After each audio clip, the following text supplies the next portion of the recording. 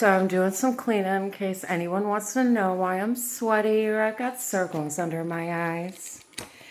But I did get this shadow work journal. I got one for me and my fiance or boyfriend at the time, really. I knew that it wasn't going to like make us better, but I knew it could help us. And so here we go. I don't know what that is. It looks like hair or dirt or, oh no, piece of dirt. Anyway, here we go. The shadow, this particular journal just kept popping up because I saw it at one point and I clicked on it. So that's how the advertisement works on TikTok. And plus things do get trendy. And if you do want to work on stuff and you don't know where to start, a shadow work journal is actually really, really, really smart. Anyway, knowing your own darkness is the best method for dealing with the darkness of other people. Carl Jung, okay?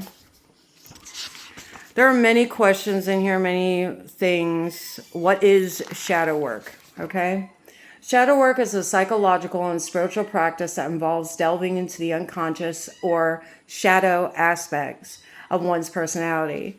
It is a concept of developed by Carl Jung, a Swiss psychiatrist and a psychoanalyst, and has since been incorporated into various therapeutic and self-development approaches. Here's a more depth explanation of the shadow work, what shadow work entails. I think there's a cat stuck in that room. The shadow. The shadow represents the hidden or repressed aspects of the self, which often include emotions, desires, beliefs, traits, that an individual finds uncomfortable, unacceptable, or socially inappropriate. These hidden aspects are stored in the unconscious mind and can have significant impact on the behavior and relationships. Purpose of shadow work. The primary purpose of shadow work is to bring these hidden aspects into conscious awareness. Okay, hey baby, come on. Come on, you can come on out.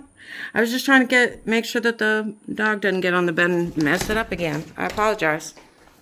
Anyway, so like your religious beliefs, what you think is real, what you think is the most important thing, what you think is most important, and how it really affects your life, especially if it's not real. And a lot of religious beliefs are just not real. Anyway, a little while ago, a adult cat peed on my book, and I wanted to go ahead and make this video real quick because I'm going to go ahead and get rid of it. In fact, I'm going to burn the fire.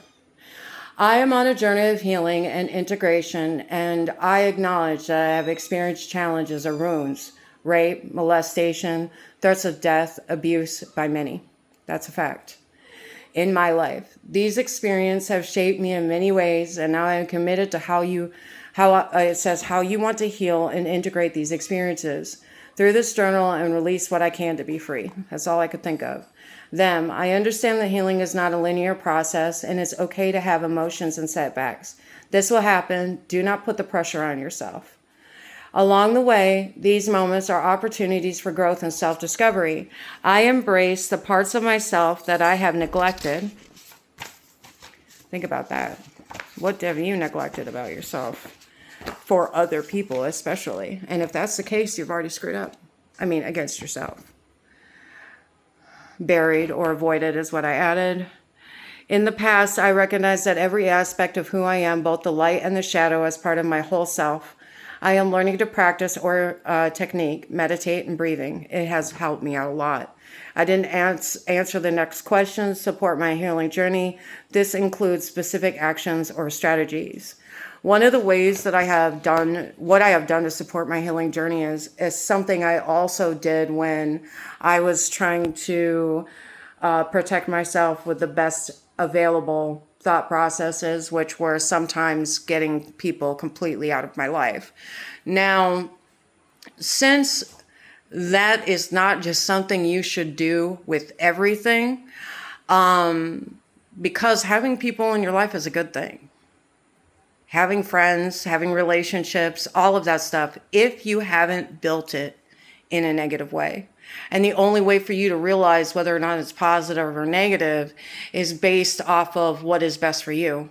And me sitting at a table with a guy who raped me as a child, molested me, or whatever the fuck you want to call it, is not healthy. So being around the people who are accepting of that is not healthy. And over my lifetime, I have let them back in my life over and over and over again, while they refer to me as things like the prodigal son.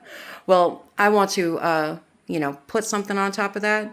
The prodigal son got a section of property, got a bunch of money, and got to go spend it however the fuck he wanted. That isn't what happened to me. Okay? Here we go. I am open to seeking help and guidance when needed. I understand that I don't have to go through this journey alone, and I am willing to reach out to supportive individuals and professionals. I have absolutely worked on doing that, and I am in the process of doing that. I'm open to seeking help. Okay, so I said my boyfriend and I, who I need to. I don't know why I picked him. He was just as messy, if not, we're both messy. So here we go. I am open to seeking help, guidance. I don't know why I keep reading that. When needed, I understand that I don't have to go through this journey alone, and I am willing to reach out to supportive individuals